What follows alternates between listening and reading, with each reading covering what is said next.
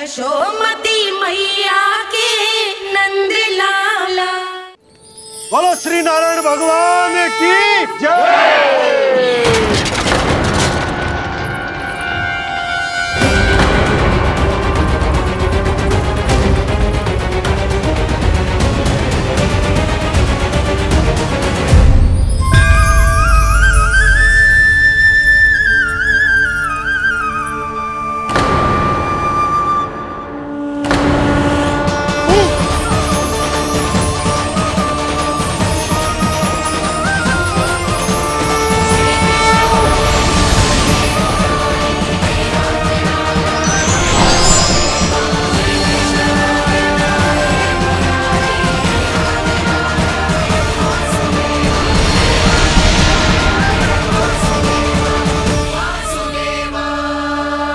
प्रभु,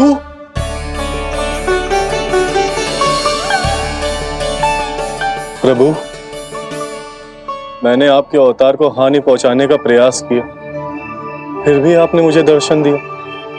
देने ही पड़े। तुम्हें मेरे चरणों का स्पर्श जो मिल गया, तुम्हें आश्चर्य हो रहा होगा।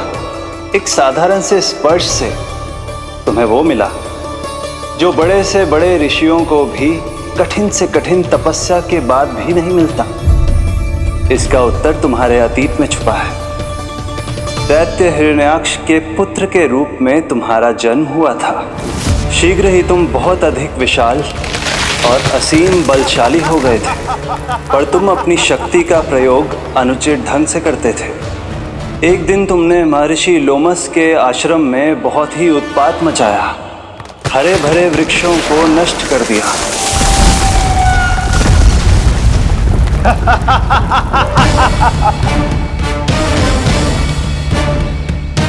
देख क्या रहे हो ऋषिवर?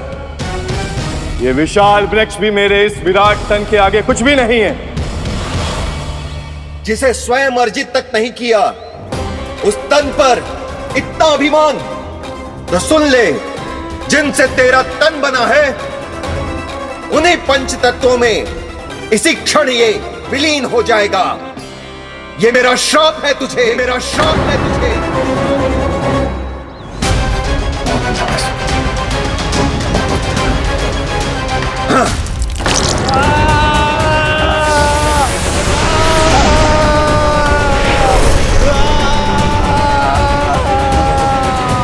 पर तभी तुम्हें अपनी भूल का आभास हुआ और ऋषि लोमस से तुमने क्षमा याचना की। क्षमा करे ऋषिवर, क्षमा करे। मैं मूर्ख, अभिमानी हूँ, अज्ञानी हूँ, परंतु आप तो दया के सागर है। कृपा करे ऋषिवर, कृपा करे। बिना तन के मैं कैसे जीवित रह पाऊंगा? तुम जीवित भी रहोगे और अपने दैनिक कार्यों का संचालन भी कर पाओगे, किंतु सजीव प्राणियों या निर्जीव वस्तुओं की सहायता से। ऐसा जीवन तो मृत्यु के समान है ऋषिवर। इससे अच्छा है आप मुझे जीवन से मुक्ति दे दो। मुक्ति भी अवश्य मिलेगी तुम्हें, पर जब तुम परम प्रभु श्री हरि नारायण के चरणों का स्पर्श करोगे, चरणों का स्पर्श करोगे। और यही नहीं शक्तासुर, कल जब तुम मुझे खोज नहीं पा रहे थे, तब भी तुमने हार नहीं मानी। 7 प्रहर तक 7 बार मेरी और मेरे गोकुल की परिक्रमा की। इस क्रम में तुमने अनजाने में ही अपना पश्चाताप पूरा किया और पुण्य अर्जित कर लिया। इसलिए मैं तुम्हें मोक्ष प्रदान करता हूं। इसलिए मैं तुम्हें मोक्ष प्रदान करता हूं।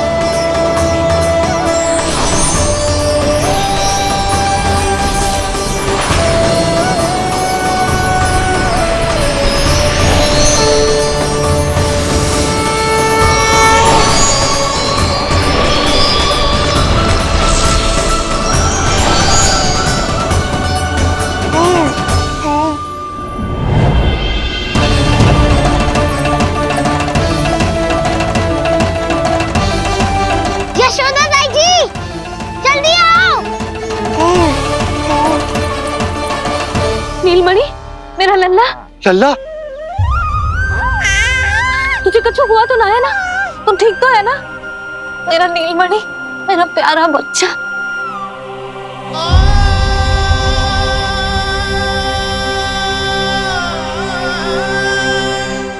भोला, बंसी, ये सब क्या है?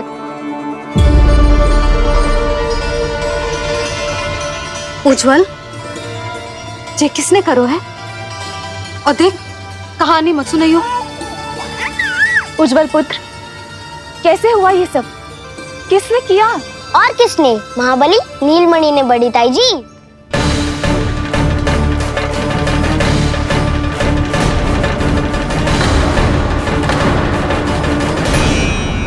जी क्या बोल रहे हो?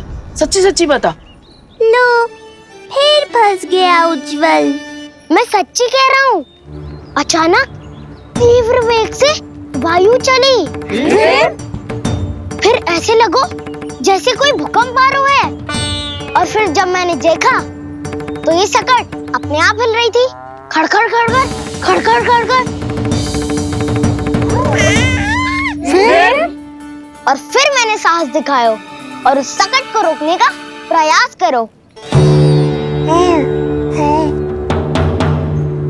पर सकट ना रुको, जे हिले ही जा रहा था, खड़खड़ खड़खड़ खड़खड़ खड़खड़ खड़खड़ खड़खड़।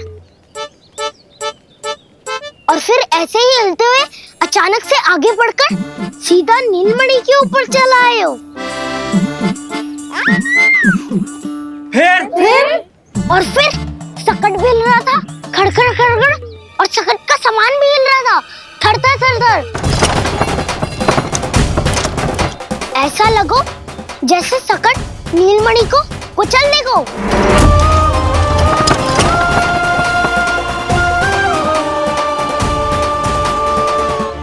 पर तभी जे जाग गए हो। इसने खींचकर अपने पांव का प्रहार करो और चीख गया सकट आकाश पे।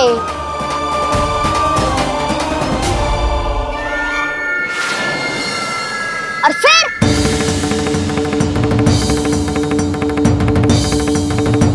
धड़ाम, सब भूमि पे गिरकर चकनाचूर।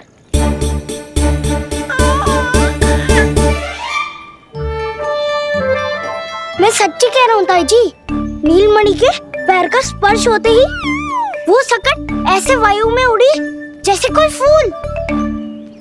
अच्छा, और जो तेरे हाथ में ये माखन है, ये भी अपने आप उड़ के आ गया होगा ना? हाँ, मैं सच्ची कह रहा हूँ। सदा बड़पोलापन, ये अच्छी बात ना है लल्ला। सत्य बता। मैया, मैं सत्य बोल रहा हूँ। ये सकट अपने आप ही आयो था और नीलमणि के प्रहार करते ही दूर जा गिरो। अरे, ये बड़बोले से पूछने से अच्छा है कि हमें स्वयं विचार करना चाहिए कि ये सकट टूटा कैसे। हाँ नंदराज, हाँ, हम भी आरती के लिए भीतर चले गए थे। हाँ। अरे, आप सब मेरा विश्वास क्यों ना कर रहे हो? नीलमणि के प्रहार से ही उज्जवल, सकट बहुत पुराना था, पहिया ढीला होकर खुल गया होगा। यशोदा, अनेक कारण हो सकते हैं, चिंता करने की कोई आवश्यकता ना है। मैं चिंता क्यों करने लगी भला? मेरे नीलमणि के गले में रक्षा वाला कंठक पहले से ही है। और हम ये सब पूजा पाठ इतने विधि विधान से इसी के लिए तो कर रहे हैं, है ना पंडित जी? हाँ रानी जी। तो बस फिर मेरे लल्ला को कछु क्यों होने लगो? और आप सब स्वयं ही देख लो ना, जे इतना बड़ा सकट टूट के बिखर गया है, किंतु मेरे लल्ला को एक खरोच भी ना आई। इसका अर्थ तो यही है ना कि हम जो भी कर रहे हैं सही कर रहे हैं। मुझे चिंता करने की कछु आवश्यकता ही ना है। चलो सब भीतर चलते हैं। हाँ हाँ, लल्ला को भूख भी लगी आई होगी। चल।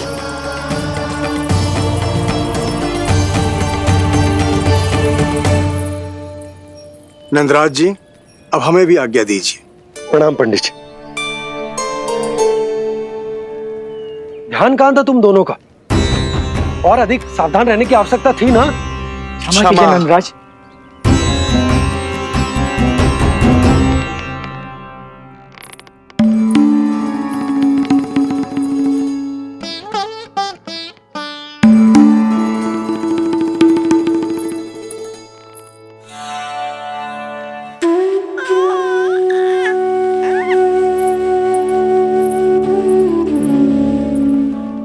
यशोदा, क्या हुआ?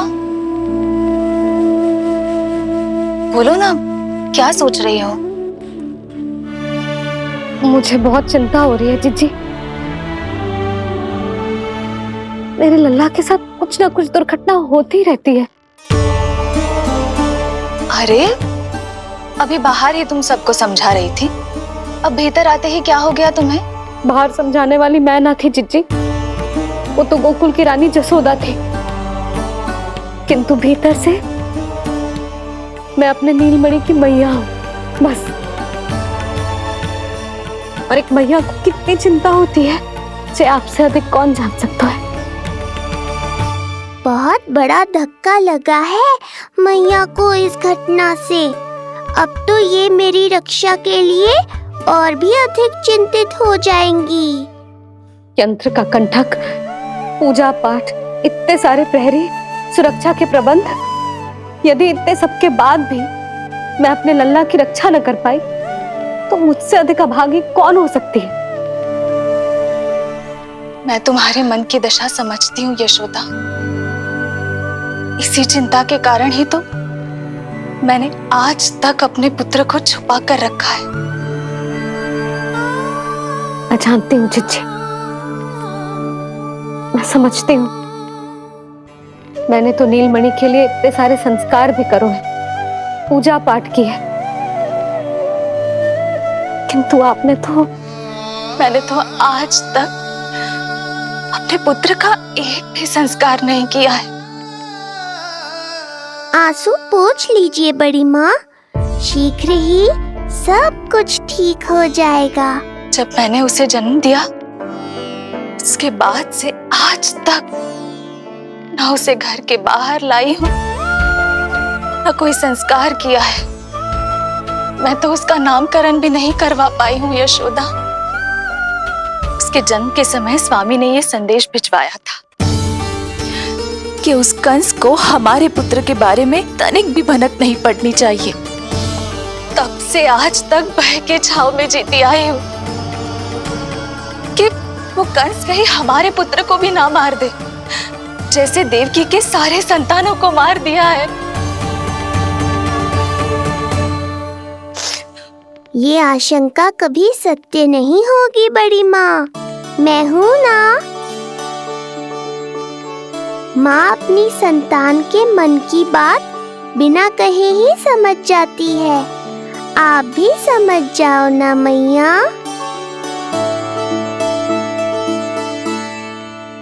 जिज्जी, हमें रोना ना चाहिए। हमें देख के लल्ला भी रो रहा है। मैया, आपकी सहायता की आवश्यकता है मुझे ऐसे क्यों लग रहा है जैसे लल्ला मुझसे कुछ कहना चाह रहा है। दाऊ को हम सबसे दूर कब तक रखेंगे बड़ी माँ? ये सोच रहा होगा कि अब तक आपने इसके दाऊ को छुपा के क्यों रखा है। मैं उनसे मिलना चाहता हूँ मैया। जिज्जी, कितना मन करता होगा ना इसका अपने दाऊ से मिलने का। और आपके लल्ला का भी तो मन करता होगा ना कि अपने छोटे भाई को मिले। कितनी बातें करते हैं हम दोनों की इनके सामने। हाँ यशोदा, मैं भी अपने पुत्र को नीलमणि के बारे में सब कुछ बताती हूँ। तो बस फिर हमें साथ साथ रखिए ना। मेरा आधा हिस्सा है वो, उनके बिना मैं अधूरा हूँ मैया। ये दोनों भाई एक दूसरे के बिना अधूरे हैं जिज्जी। हमें इन दोनों को साथ ही रखना चाहिए। आप ही सोचो, यदि नीलमणि की रक्षा होगी तो आपका लल्ला भी तो सुरक्षित रहेगा। तुम सच कह रही हो यशोदा। हमें इन दोनों को मिलाना चाहिए और साथ में ही रखना चाहिए, सुरक्षित। तब तो शीघ्र ही पंडित जी को बुलाकर हमें शुभ मुहूर्त निकलवाना चाहिए। शुभ मुहूर्त? हाँ, शुभ मुहूर्त।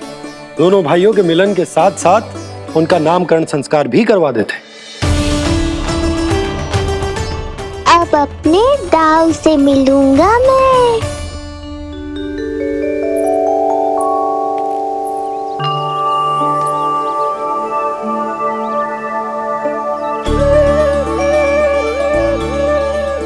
ऋषिवर की दिव्य आभा के कारण ये वातावरण कितना शुद्ध, कितना पवित्र लग रहा है ना।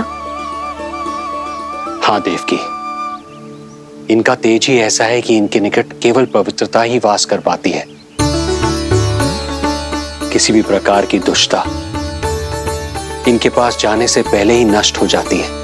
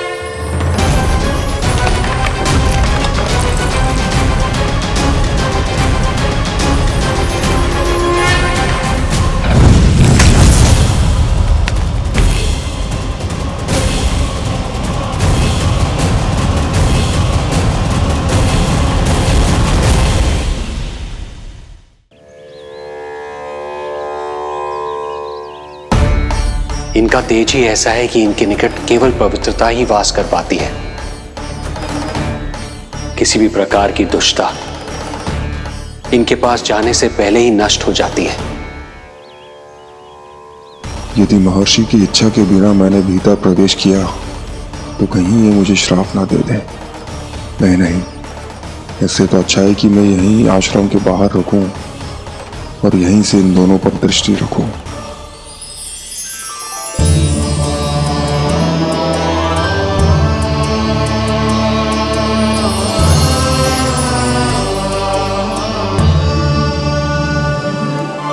आपके आने का आभास हो गया था राजन। गुरुदेव, जो संतानें हमने खो दी है उनका श्राद्ध करवाने की विनती लेकर हम आपके पास आए हैं। आपका आना व्यर्थ नहीं जाएगा राजन, परंतु मुझे आभास हो रहा है श्राद्ध कर्म इस भेंट का एकमात्र कारण नहीं है।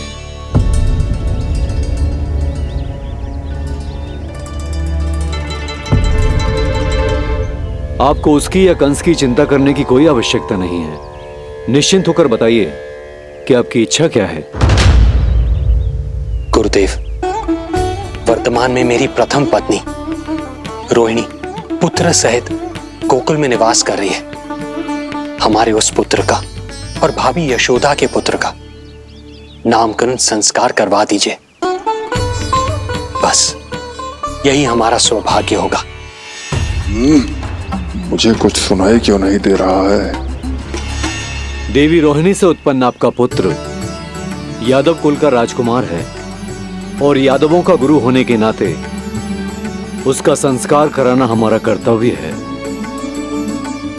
परंतु यशोदा पुत्र का नामकरण वो आप मुझसे क्यों करवाना चाहते हैं?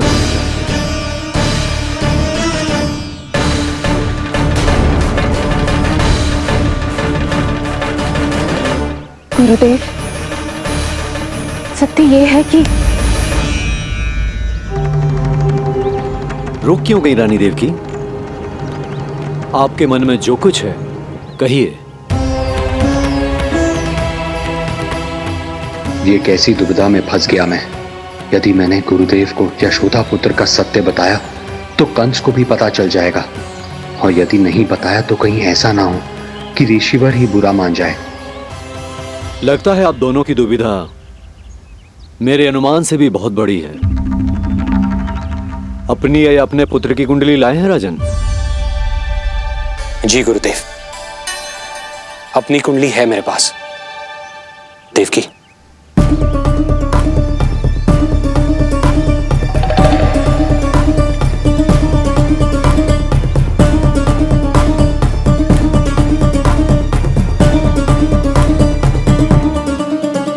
जो रहस्य आप नहीं बता पा रहे हैं राजन, वो ये कुंडली बताएगी।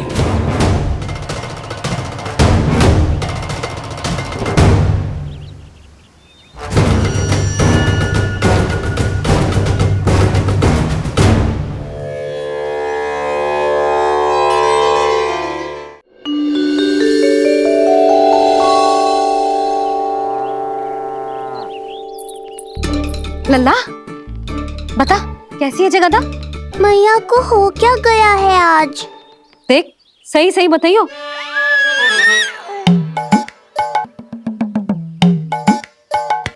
अच्छी है ना? पसंद आएगी ना उसे? हाँ या फिर जे मोर पंख वाला मुकुट दे दूं? पहली बार मिल रहा है तू, उपहार तो देना चाहिए ना। पर बड़े तो वो है ना मैया, उपहार तो वो देंगे मुझे।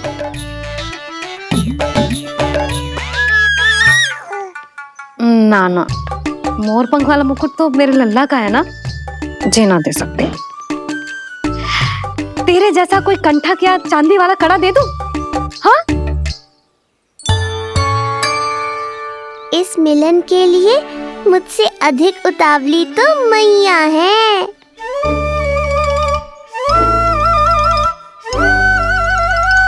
अच्छा जे उपहार छोड़, तू तो जे बता कि तू उसे बुलाएगा क्या कह के?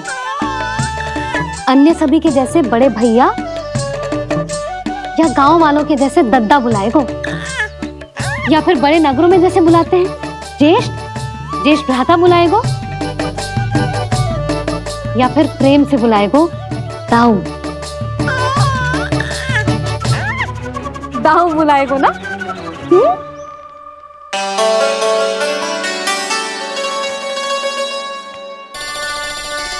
सुनो आपने, हमारे लल्ला ने निर्णय ले लियो, ये अपने भैया को दाऊ कहकर बुलाएगो। अरे वाह, लल्ला ने बोलना भले ही ना सीखो, परंतु तुम्हें बता दियो। और नहीं तो क्या, लल्ला कुछ कहे ना कहे माँ तो समझ जाती है ना लल्ला?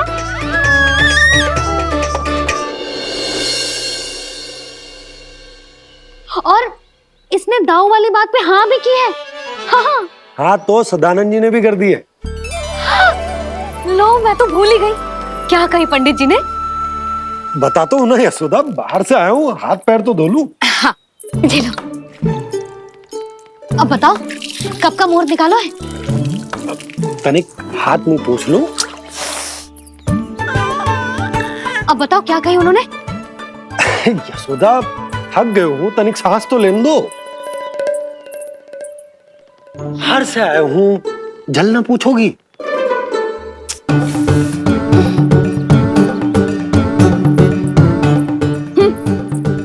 अब बता दो जी।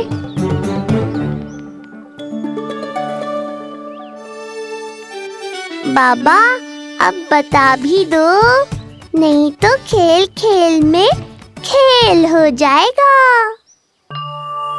हाँ बताओ।